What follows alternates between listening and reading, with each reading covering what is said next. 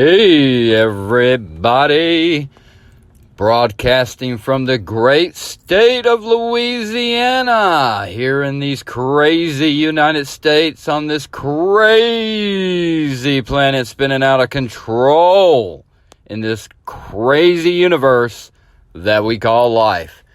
Think about it, folks. Really think about that.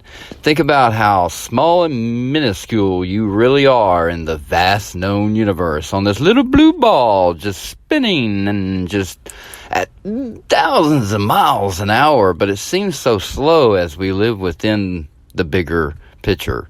And I think, if you think about, this is Simply Super Dave, by the way, and I'm coming to you kind of hard and deep because I just want to get into how fascinating the universe really is. Think about it, folks. This magnificent blue ball that we live on. No matter what, if you want to believe it's flat or round, if there's anything outside the bubble or whatever, if you don't believe in space and the moon and all that you actually, you do. You believe in the moon and the sun and all that, but you believe in it in different formats. That whole thing fascinates me. I am a round guy. I know it's not perfectly round, but I believe in the ball, because if you apply pressure from all sides, you will always form a perfect circle. Well, not a perfect circle, but a ball. A ball, like, Play-Doh. If you put Play-Doh and roll it up, and that's pressure from every side, you'll have a ball. And so it just makes sense, Have we been on the moon? Sure. I'm be down to talk about the possibility of that being faked. If the fact that they say today they don't have the technology or the know-how to accomplish that again, that fascinates me to no end. That's a very fascinating question, or answer to a question: why haven't we gone back to the moon? So let's focus on what we know, right? And that is, look around you, folks. That's right. It is outside. I am, of course, mobile all the time. I'm sitting in the parking lot of an intersection and just watching life go by. I just watched 3 motorcycle cops out. They're out in force. That's how you know spring is here, folks, when they let the motorcycle cops back out on the road here in Louisiana. And I guarantee, folks, you would get in those school zones. You hit anywhere around 35 miles an hour, you ride that 35 miles an hour. School zones, you drop it down to 15, 25, whatever it says. Because I'm telling you, hiding behind that little sign to the subdivision is a Mr. Chips. Yeah, always think about Chips. What a great show that was, right? And if you don't know that show, then, man, you are young. And thank you for listening and having an open mind. But I go back to the 80s, and Chips was a hell of a show on TV. It was about motorcycle cops, obviously. Anyway, here we are in the real world, right? This is what we know. We live in this world. We are alive in this world every day. We fall down in the dirt, you get dirty. That's real life, okay? You can't question that, right? We all experience that bruises falling on the earth. We fall on the earth. Think about that. Because literally, that's when you fell on the ground, you fell on the earth, But everything on this planet, think about it. It's been here for millions. It's going to be here forever. Even if it blew apart, like something cracked it down the middle. Maybe, it extinct everything on the planet. It could be far off from the sun and freeze. But if you take it and put it close to a heating source like a sun, then it would unmelt and then evolve into what we are here, what we got today. Us little microorganisms living on this big, vast living thing that's swinging around through this universe, in the solar system that's within this universe. I'm blowing your mind here a little bit. I don't mean to go too deep, but think about it. Think about that we're living on a living thing.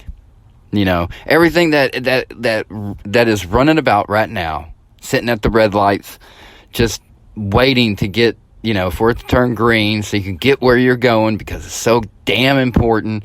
You got to get this to the bank on time so this can be paid, and you don't want to get a late fee for that, and damn kids need to be picked up, so I got to go over to grandma's house and pick them up. Everybody running around, got to go to the grocery store. Gas is cheap right now, I better fill it up before it goes back up again. Whatever it is that's on your mind, everybody at this red light, not taking into account that they are miracles running around in little circles on a thing that can easily, doesn't care if it exists or not, really. We are an intelligent life form because of what we know and how we look at things. But to the rest of the planet, we look like a virus, something that's unnatural, that's taking over everything on the planet. And sure enough, at some point, the planet, even if we can never kill the planet. Let me go ahead and clarify that right now.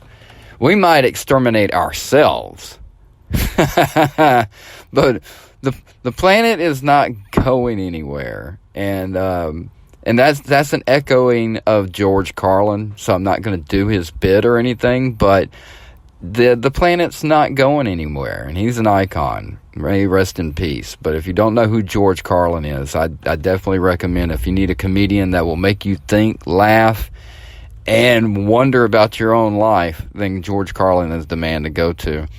Hell of a guy. I don't know where I'd be without George Carlin. Honestly, I wouldn't know where my mindset would be. But it'd be thinking about things like this. And I would imagine George would have a nice lap. He would go into things, into detail. So I can kind of see where that would come from. But he would question things a lot and notice little odd in things. Like, well, if this is this, then why didn't this be that? Kind of thing. And so that was a big influence in my life growing up. People like him and Robin Williams, Richard Pryor, Eddie Murphy in the 80s. Oh my God. Just insane comedy. Evolving into like Chris Rock and Martin Lawrence. Just some of the greatest comedians. Steve Martin.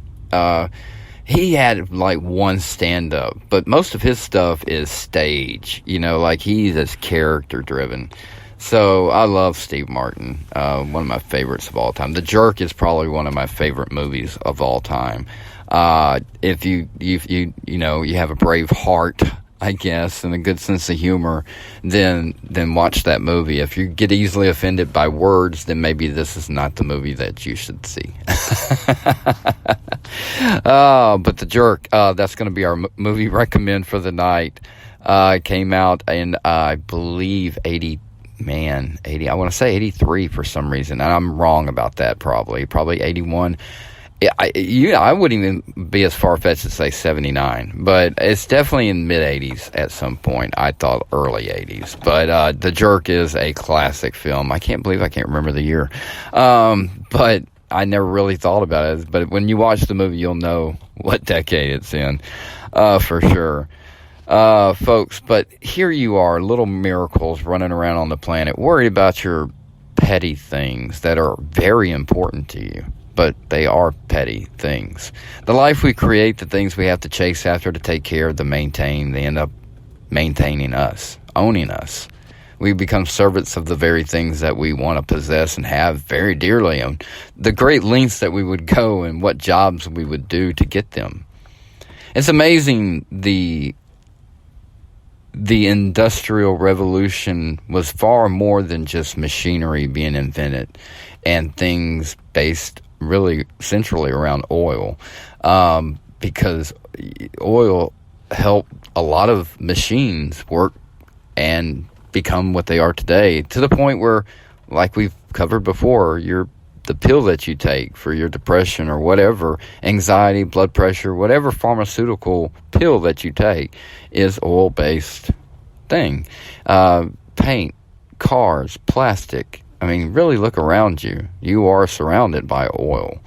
And it's truly mind-boggling, to the point where it changed the very man who grew from oil, Rockefeller, was the very transcending person, J.P. Morgan Chase, a few other names. But Rockefeller himself not only changed the business world and the way the economy was created in this country and became so big, he also changed the education system and the medical system. I mean, you got to think, before there were pills and pharmaceuticals, what did doctors use and how did they heal and help people? Now, the argument is, and I agree that more people were saved today by modern medicine than there was before. I'm not saying that. I'm just stating a fact that we, if you look at ancient civilizations, they never went through an industrial revolution. We were the first people to do that. And now here we are going through the first internet age, the internet revolution, which is the first time the world is genuinely connected all at one singular time, as if the people on this planet has become a collective, so to speak. And that is very mind-boggling, because how does that changes history? Because now our histories around the world is being written together instead of separately, and then looked at later on to go, oh, well, while this was happening. No, everything now just happens. Like if there's a war in another part of the world and it's on the news every day and we see it on social media, it becomes, we have an opinion and we are involved in it now. We want to know more, blah, blah, blah. Whatever it is, it could be a concert on the other side of the world and you know everything about that person. Whatever it is, that's never been, done. Well, I can strongly say that I can't imagine. Yeah, there's no recorded time in history where the whole world was kind of united like that. And that is mind-boggling, because we're going through the effects of changing as a society on how we interact with one another, to the point where we don't. The old saying of sticks and stones may break your bones, but words can never hurt you, is not ringing so true anymore. And it needs to be, because if it's going to be a word battle for the rest of our lives, then we need to be stronger than what we are now, to the point where people hold their tongues and are afraid to speak, allowing powerful voices we may not agree with run the show. And so when you think about all the things that's going on in this little planet, you got to believe, if you're at least in this country, in the United States of America, you have the opportunity to show the rest of the world that the people still control this country. That freedom is what we want more than what we want ourselves. Let me say that again. Freedom is what we want more than what we want for ourselves. That's a hard statement to actually say. To say that I would give up what I personally want to make sure that everybody has the opportunity to get what they want. And right now there's a certain class of people in this world that run our country that's exactly how they're not living. They're doing the opposite. They are putting their needs before everyone else's. And it has restricted our freedoms to the point where we think our choices that are given to us, it's like, I can't believe when people go vote for, anything, that they haven't gotten to the point where they won't vote for a Republican nor a Democrat. I mean, I don't see how much more fucked up you got to be to lose faith in, how much more do you need, folks, to go in a voting booth and just, if it don't matter and ain't worth a shit, then what harm would it be to just vote for somebody other than those two parties? Believe it or not, in this country, your vote actually matters more than any other votes in any other countries. And they value their voting way more than what we do. And that's truth.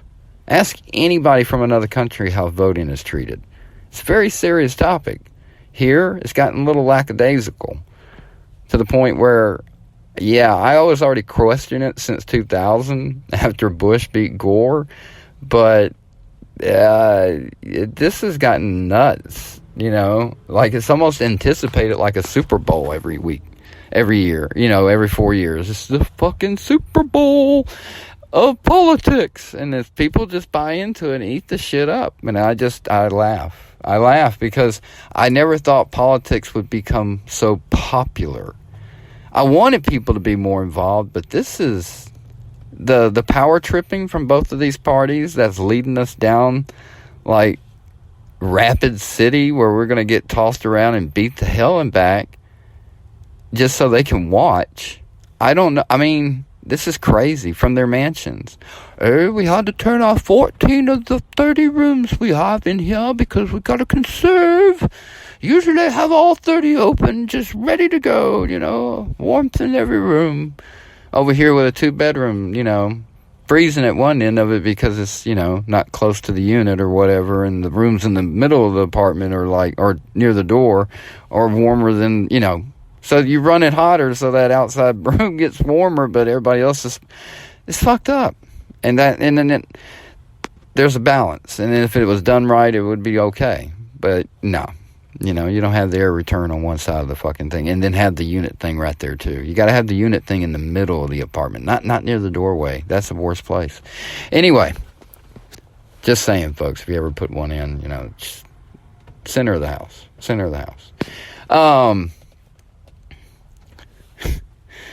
of the universe, right? Your bubble. So here I am looking at this traffic, wondering about this big, wonderful planet I live on.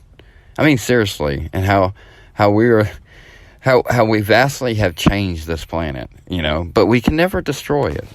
As a matter of fact, at some point, we will return to it. And that's the part that blows my mind, and why I believe in the God that I believe in, which is, and I'm surrounded by it. I'm on it. I fall on it every day. When I fall to my knees, because every now and then, good old SimplySuperDave does drop to his knees. I'm very humble like that. And when I do, I always take a moment to always remember that I'm kneeling for him. I'm kneeling for the energy that I am sitting upon. This big bubble of life. A never-ending life. And I'm a part of it. Right now, I'm separate. I'm in this little cool body. Now I'm in control. I get to make the decisions. I get to decide what's right and wrong and what should be what. I'm all grown up now, right? You remember being a kid and, I'm going to be like this. I'm going to be so different and blah, blah, blah, blah. I'll do that, And then you become a grown up and then you look back and you're like, oh, wow, that did not go the way I thought it would. And that's the beauty of it, right? I mean, the best part about trips is whenever you get lost sometimes. Everybody knows that feeling, right? You take the wrong turn at Albuquerque, you end up somewhere in fucking Utah instead of New Mexico. And it's like, getting back, that whole lost part, whenever you get wherever you're going, that's the story you tell. That's the best part of the trip. That's the story part of the trip. That was the part everybody laughs about once you get where you're going. Life is full of that. It's never planned, and sometimes you go through hell. But at the end of it, it ends up being a very memorable moment that goes in your mental library. That you'll never forget. That you'll always bring up. Be those little icebreaker stories that you tell at little parties or get-togethers. That's what I think about when I sit in my truck and I just take a moment and I look around. And I hear all the fussle and bustle around and the wind blowing and how it feels, whether it's warm or cold. And it's springtime. So it's like life is really kind of blossoming around us. At least here in the good old state of Louisiana. The swamplands where all this Cajuns be. And you got all them hillbillies and all them types of people walking around here just wondering what the hell are these city folks bringing all of these red lights around here for? Stop and progress. And what's the opposite of progress, by the way, folks? Congress. Don't trust in our Congress so much. There's a reason why it's called that. Have faith in yourselves. Go in that voting booth. Make a change. Change our little world on this world, in this crazy world, in this crazy universe. That's all you can do. You can't control the earth. You can't destroy it. You can vote in whatever you believe in. I'm not trashing anyone's policies, ever. If it's a good policy, it's a good policy, But Too much of anything is a bad thing. Remember, it's moderation. And our politics have gotten way out of control. It's time for you. It's time for me. It's time for us. It's time for we the people to go vote and claim our future. Don't vote red or blue. They don't give a fuck about you. Remember that when you're in the voting booth. And be brave. Be a patriot without a gun. Rock your vote. And remember, love and laughter conquer hate and fear. So go be a conqueror. Don't be a victim. And enjoy your bubble.